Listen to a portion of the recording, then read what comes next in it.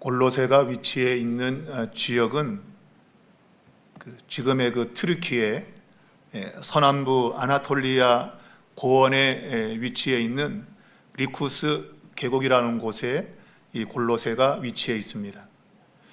이 지역에 유명한 세 개의 도시가 있는데 바로 요한계시록에도 등장하고 있는 라오디게아, 그리고 히에라폴리스, 그리고 골로새, 이 세 개의 도시가 아주 그 지역의 중심지로 자리를 잡고 있습니다. 우리가 알듯이 라오디게아 교회가 실제로 이 세 개 도시 가운데서도 중심을 잡고 있는 그러한 교회인데, 그 지역인데, 이 지역은 금융이 발달을 했습니다. 그래서 알려지기는 지옥의 문 신탁이라고 하는 그러한 이름으로 불려져요. 그만큼 이 금융이 발달한 그러한 지역이고, 또 제약, 약을 만드는, 그래서 라오디게 보면 그 안약을 사서 발라라 라고 하는 그런 말이 나오는 이유는 그 지역이 이 의학이 많이 발달했기 때문입니다. 그리고 이제 모직 산업 이런 것이 발전을 했고, 또 히에라폴리스는 이제 온천과 그리고 이 모직 산업, 그리고 골로새도 이제 모직 산업, 이런 이제 무역과 상업이 많이 발달되어진 그러한 지역입니다. 그렇게 외적으로 많은 부를 누리고 있는 그런 곳이었지만, 이 교회적으로 볼 때 잘못된 이단의 가르침 때문에 영적으로 아주 혼란스러운, 특별히 그 이교적인 가르침, 철학, 그런 것과 더불어서 유대주의적인 가르침, 그런 것들이 교회에 영적인 두려움을 가져다 주었던 겁니다. 그래서 이 지역에 있는 교회들이 영적으로 굉장히 혼란스러운 그러한 상태였던 것인데, 그 가운데도 그들은 하늘에 있는 별의 세력, 그리고 땅에 있는 정령들, 그러니까 영적인 세력들, 그리고 지옥의 권세들이 자신들의 그러한 부유한 삶을 위협한다고 생각을 했어요. 그러니까 예수를 믿으면서도 그러한 가르침으로 인해서 두려움에 사로잡힌 그러한 그리스도인들이 있었던 겁니다. 바로 골로새 교회에도 그런 사람들이 있었고, 그들에게 지금 이 옥중에서 바울이 골로새서 이 편지를 써서 보낸 겁니다. 그러니까 그들이 지금 예수를 믿으면서 예수 그리스도만으로도 충분한가라는 그러한 의구심이 생긴 거죠.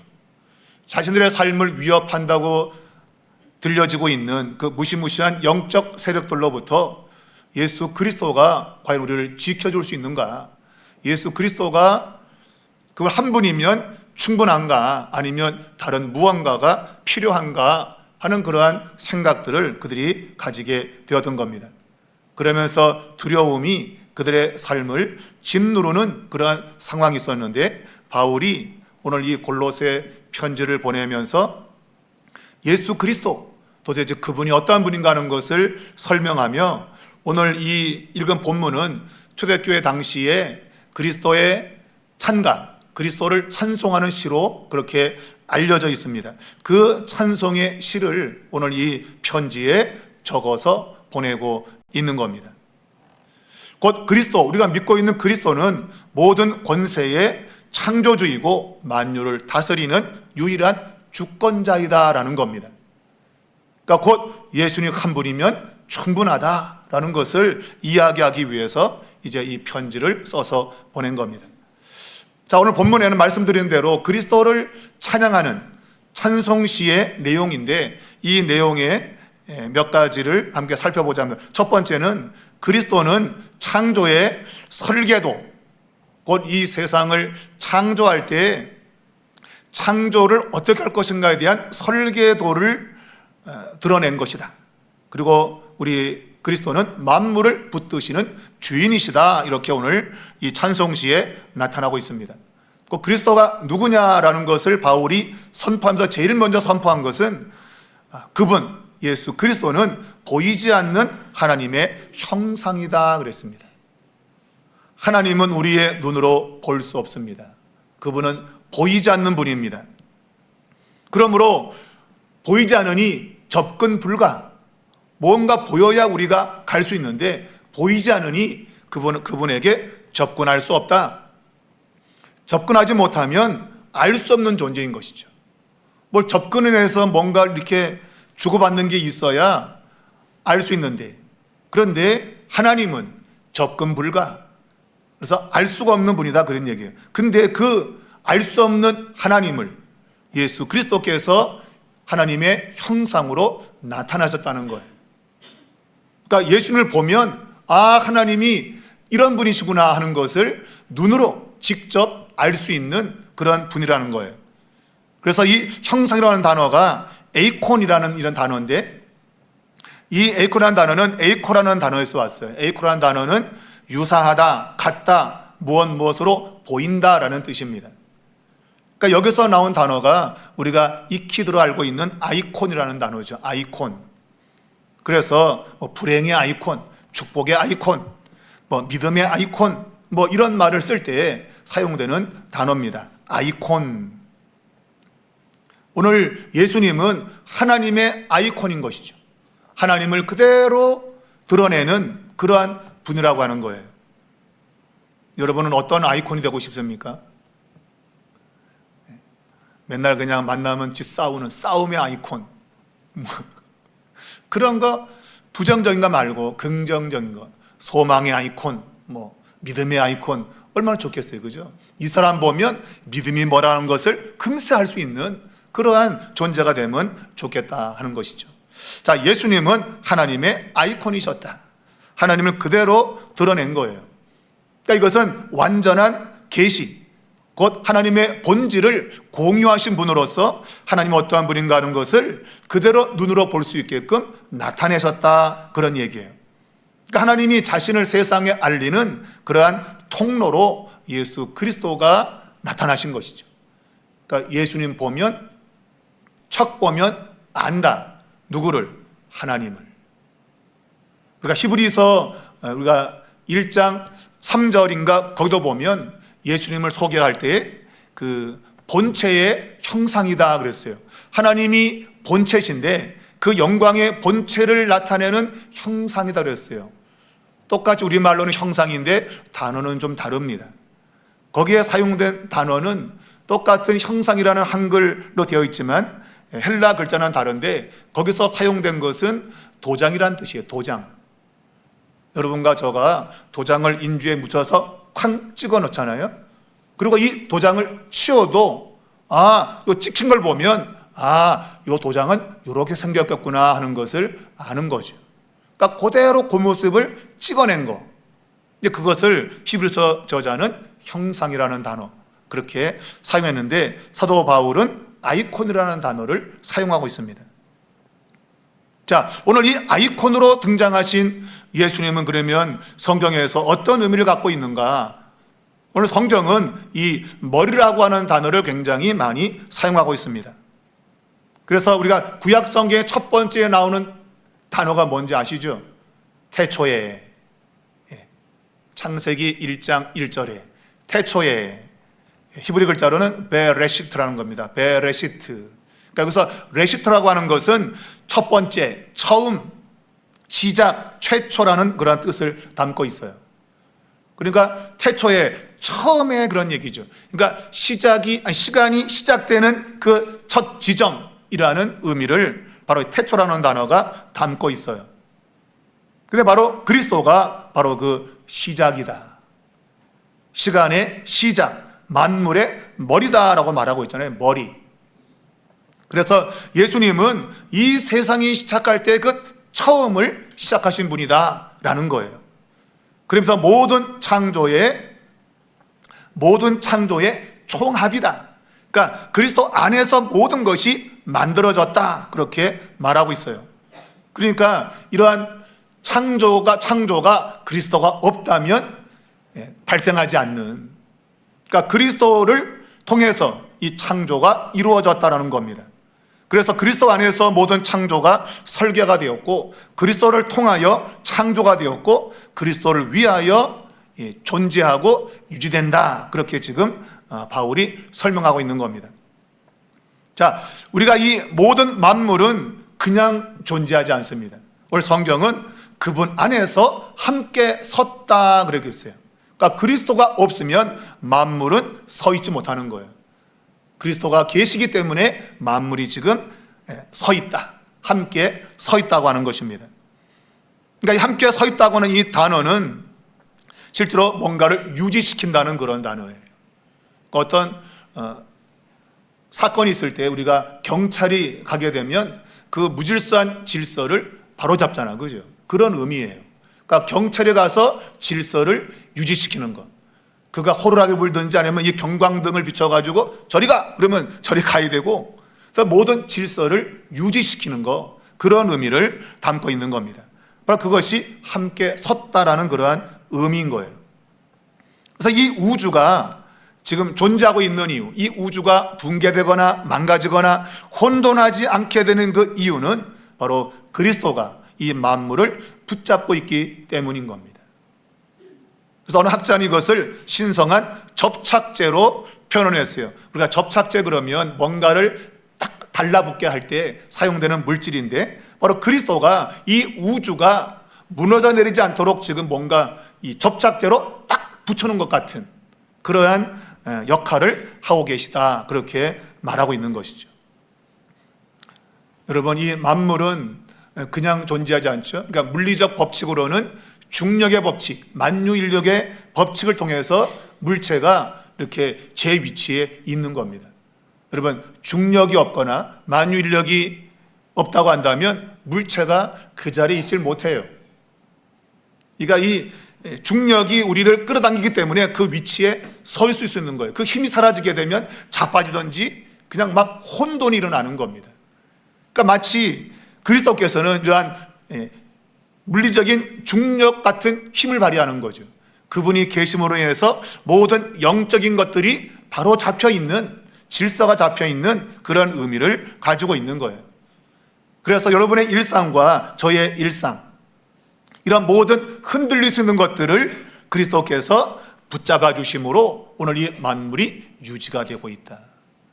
여러분, 악한 것이 날뛰게 그냥 가만두면 이 세상은 파멸로 끝날 거예요.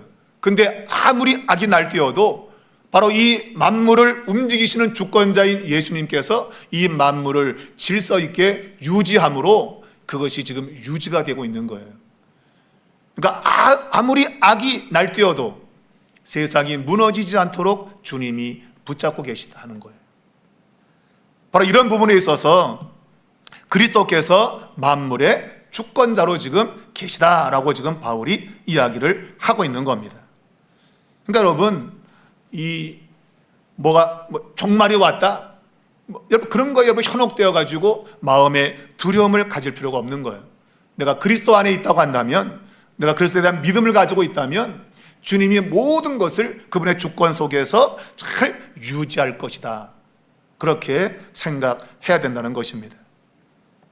자, 오늘 그리스도를 두 번째 바울은 새로운 창조의 시작이다, 곧 이 세상이 처음 만들어질 때 베레시트, 처음 세상이 시작할 때에도 그리스도를 통해서 시작이 되었는데 새로운 창조, 바로 이것은 교회의 시작이죠.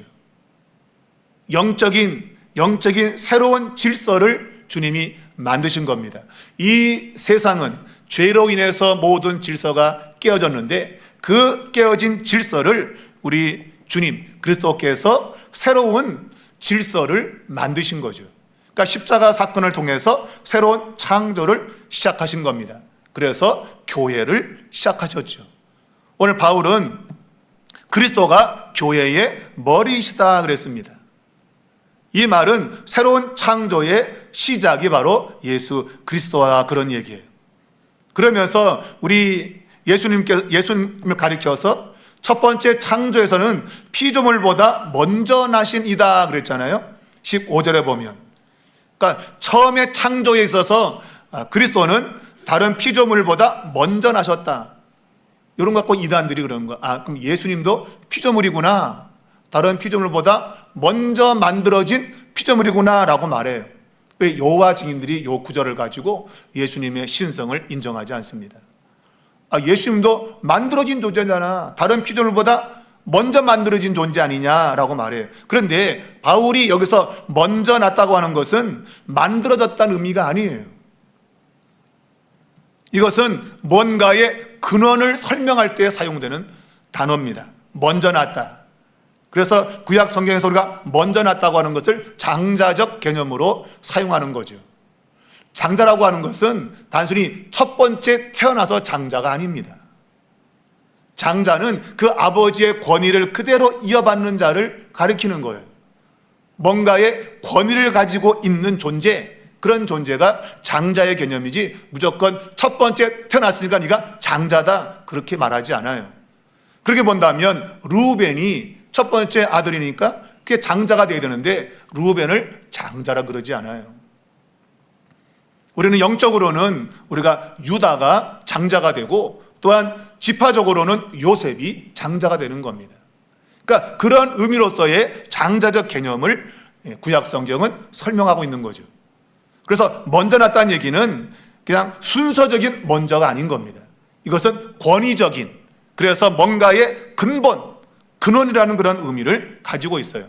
그러니까 창조가 이루어지려면 바로 이 그리스도가 있어야 되는 거예요. 근본적으로 이분이 계셔야 창조가 이루어지는 겁니다. 그런 의미에서 먼저 났다는 용어를 쓰고 있는 거예요. 그래서 프로토토코스라고 하는 것이 이제 말하자면 초태생, 이스라엘 백성들 가운데 장자를 이야기할 때 사용된 바로 그런 의미를 헬라어 번역으로 가져온 거예요. 자, 그렇게 이 세상 만물이 지어질 때도 그리스도를 통해서 만물이 지어졌듯이 새로운 창조 역시도 그리스도, 바로 이분은 죽은 자 가운데서 먼저 났다라고 또 말하잖아요.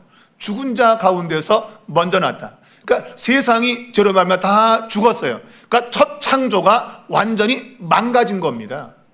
무엇 때문에? 죄 때문에. 그런데 그 죄로 망가진 세상을 다시금 하나님이 재창조를 했는데 바로 그것 역시도 그리스도, 예수 그리스도를 통해서 하나님이 창조를 시작했다는 의미예요. 그것이 먼저 났다는 그러한 의미로 사용되고 있는 겁니다. 그러니까 예수님은 단순히 죽은 자 가운데 첫 번째로 살아나신 분, 그런 의미가 아니고 새로운 창조를 일으키신 분이라는 의미예요. 그러니까 이분이 없으면 새 창조가 안 된다 그 얘기예요. 그러니까 이분 때문에 새 창조가 시작이 되었다라는 겁니다. 그래서 오늘 성경 이 본문은 그가 교회의 머리시고 그가 근본이시다. 근본. 여러분, 근본이라는 단어는 우리말로 그냥 근본이지만 이 단어가 요한복음 1장 1절에 태초라고 번역되어진 아르케라는 단어예요. 아르케. 여러분, 창세기 1장 1절의 태초와 요한복음 1장 1절의 태초는 의미가 다릅니다. 창세기 1장 1절의 태초는 시간의 시작인 거예요. 시간의 시작. 그런데 요한복음 1장 1절의 태초는 영원. 그러니까 하나님께 속한 시간인 거예요. 그걸 영원이라 그래요. 인간에게 시작된 시간은 베레시트, 바로 시간의 출발을 가리켜요. 그런데 오늘 이 본문에 보면 그리스도는 근본이시다. 아르케야, 아르케. 그러니까 하나님이라 그 얘기, 하나님이다. 그분은 영원한 하나님의 본체시다. 그분 때문에 생명이 발생을 하고 그리고 방향이 결정된다. 그렇게 말하고 있는 거예요. 그러니까 이 그리스도가 계시지 않으면 생명도 없고 아무것도 없는 거예요. 그분 때문에 모든 것이 나왔다. 이 말은 오늘 골로새 교인들을 두렵게 하는 이방 철학이나 아니면 하늘에 있는 어떤 영적 권세, 땅을 주장하는 그런 영들도 그리스도가 없다면 그거는 아무런 존재가 안 된다는 거예요. 그러니까 최고의 권위를 가지신 그리스도를 바울이 설명하는 거죠. 아무리 하늘에 있는 영들, 땅에 있는 영들이 우리를 두렵게 해도 그리스도가 나타나게 되면 모든 건 다 음미에 기주고 그냥 납작 엎드릴 수밖에 없는 거예요. 왜? 최고의 권위자가 등장했기 때문이에요. 그런 의미를 말하면서 그리스도 안에는 하나님의 모든 충만이 거한다. 그러니까 그리스도 안에는 하나님의 모든 충만한 것이 꽉 차 있다 이거예요, 여러분. 이런 의미는 우리가 에스겔 44장을 가보면 하나님께서 에스겔을 데리고 성전을 가시잖아요. 그래서 북문을 통해서 성전 입구에 이르렀는데 에스겔이 성전을 봤더니 여호와의 영광이 성전에 가득하다 그랬어요. 그 영광이 충만해진 그 성전, 그래서 결과적으로 이제 예수 그리스도, 너희가 이 성전을 헐어라, 내가 사흘 만에 다시 일으킬 것이다, 바로 그분 자신이 하나님의 영광을 가득 담은 새로운 성전임을 말씀하신 거거든요. 그러니까 예수님 안에는 하나님과 동등한 권위, 영광이 들어있다, 그 얘기죠. 곧 예수 그리스도가 하나님이시다, 그런 얘기예요. 그래서 그분 안에 하나님의 모든 충만이 거한다. 옛 성전에 임했던 하나님의 영광이 이제는 예수 그리스도 안에 그대로 거한다고 말하고 있는 거죠. 그러니 다른 곳에서 어떤 영적인 만족을 찾을 필요가 없다. 그리스도만 계시면 하나님 영광이 거기 가득하기 때문에 그로 인해서 우리는 영적인 만족을 가져올 수 있다, 그런 얘기죠. 하늘의 천사를 찾든지 다른 방식을 쫓을 필요가 없다, 이거예요. 오직 예수님 한 분이면 모든 하나님의 충만한 것을 그대로 삶 속에 경험하고 누리게 된다, 그런 얘기예요. 그래서 머리 대신 그리스도께 연결되는 것이야말로 진정한 인생의 충만을 누리는 것이다, 그런 얘기죠. 그리스도 외에는 우리가 누릴 것이 없는 겁니다. 그리스도 안에만 충만한 하나님의 영광을 누릴 수 있다라고 지금 바울이 이야기하고 있는 것이죠. 마지막 세 번째, 사도 바울은 이 그리스도는 십자가의 피로 말미암아 우주적인 승리를 이루신 분이라고 말하고 있습니다. 마지막으로 본문을 보면 그리스도는 십자가의 피로 화평을 이루셨다라고 말하고 있습니다. 여기 화평을 이루었다라고 할 때 이루었다는 단어가 과거 분사입니다. 이미 화평은 끝난 거예요, 여러분. 이루어진 겁니다. 이미 내게 그 화평이 주어져 있는 거예요. 미래에 얻는 게 아니고 지금 내게 화평이 와 있다는 겁니다. 구약적 개념으로는 샬롬이 이미 내게 와 있는 거예요. 근데 와 있는 이 샬롬을 내가 누리지 못하는 것은 미혹된 거죠. 야, 너한테는 평안이 없어. 야, 환경을 봐. 얼마나 이게 두렵고 힘든 상황이냐. 너 평안할 수 있겠냐, 이런 상황에서 그렇게 미혹한 것이죠. 그래서 너희가 평안을 누리려면 예수 갖고 안 돼. 다른 신령한 존재가 필요해. 그래서 천사 숭배를 해야 되고 이런 것들을 골로새 교인들에게 가르친 거예요. 그리고 영적인 권세, 그런 권세를 충족시키는, 아니면 유대적으로 하나님의 율법을 지켜야 되는 그런 걸 자꾸 이야기했던 거예요. 그러니까 한편에는 유대주의, 한편은 이방 철학, 그런 거를 막 교회 안에 혼돈이 있었던 거예요. 여러분, 이미 하나님은 그리스도의 십자가의 피로 말미암아 화평을 단번에 이루셨습니다. 이걸 믿으셔야 돼요, 여러분. 오직 의인은 믿음으로 사는 겁니다. 하나님의 계시의 말씀을 내가 믿고 사는 겁니다. 그 믿을 때 역사가 있는 거예요. 이미 화평은 이루어진 겁니다, 여러분. 이루어질 게 아니고 여러분과 저의 인생에 화평이 이미 이루어진 거예요. 그걸 내가 지금 누리면 되는데 사람들은 그걸 믿지 못하는 거죠. 아유, 내 삶의 환경이 이런데 무슨 화평이 있어? 그렇게 생각한다는 거예요. 여러분이 화평이라고 하는 것은 그냥 문자적으로 내 마음이 그냥 편안하다, 그렇게 말하지 않아요. 여러분, 제가 늘 강조하지만 샬롬은 단순히 마음 편한 걸 말하지 않습니다.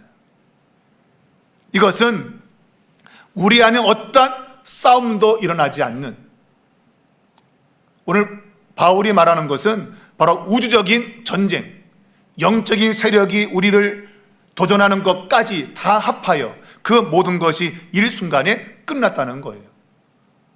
어떤 것도 우리를 억누를 수 없는 모든 환경이 다 정리된 그러한 상태를 바로 샬롬이라고 말해요.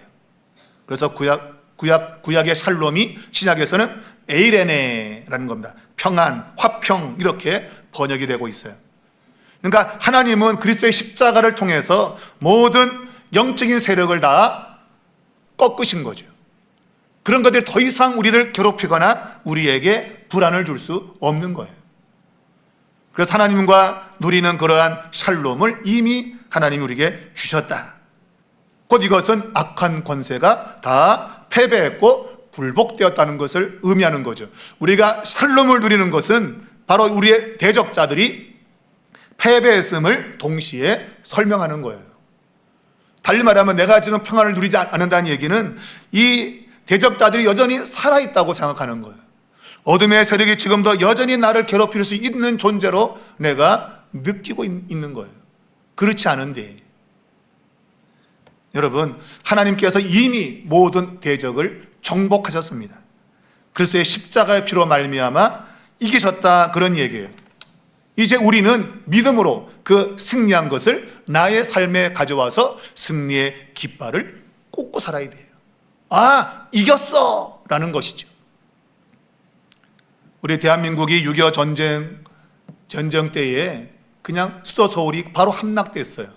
그래서 낙동강까지 그냥 밀려서 거의 공산화되기 직전에 다시 이제 북쪽으로 진격하는 놀라운 역전이 일어났죠. 그리고 서울 수복이 9월 28일에 일어나게 되었는데, 우리는 이 서울 수복의 그 상징이 뭡니까? 바로 태극기를 꼽는 거였어요. 여러분, 그 깃발을 꽂는다는 얘기는 우리가 적들을 몰아냈다는 상징인 것이죠.